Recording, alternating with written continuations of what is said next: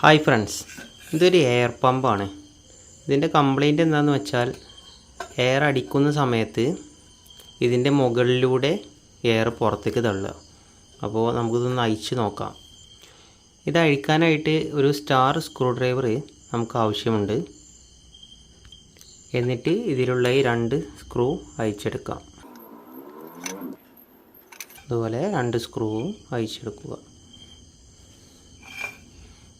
എന്നിട്ട് ഈ ടോപ്പ് ഇതുപോലെ ഇതിമന്ന് ഊരിയെടുക്കുക. എന്നിട്ട് ഈ ലിവർ നൈസായിട്ട് വലിച്ചെടുക്കുക.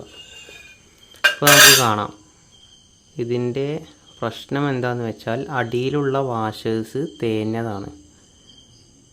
ഇത് കുറേ കാലം കഴിയുമ്പോൾ എല്ലാ പമ്പിനും ഉണ്ടാകുന്നൊരു പ്രശ്നമാണ്.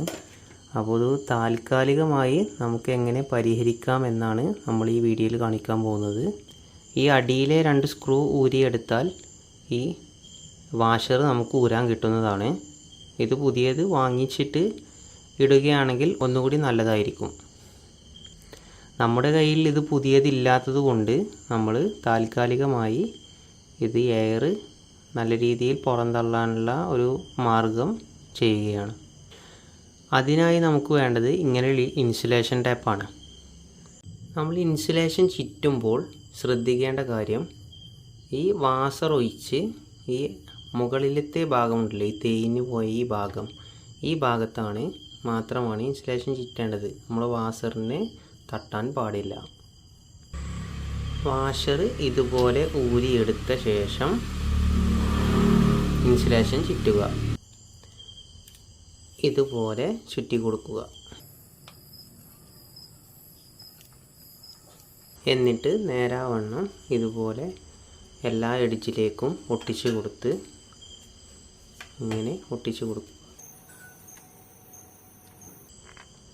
എന്നിട്ട് നമ്മൾ മാറ്റി വെച്ച വാഷർ ഇതിൻ്റെ മുകളിൽ ഇടുക.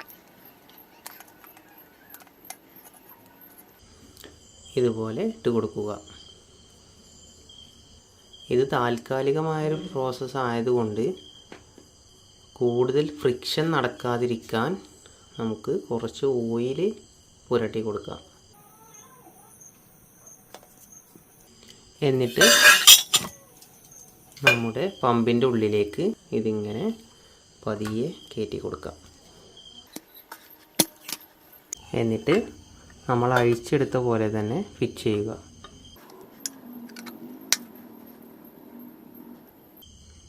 സ്ക്രൂ എല്ലാം ഇതുപോലെ അതിലേക്ക് ഇട്ട് കൊടുക്കുക. എന്നിട്ട് നമ്മുടെ ടൂളെടുത്ത് സെറ്റ് ചെയ്യുക. ഇതിപ്പോൾ റെഡി ആയിട്ടുണ്ട്.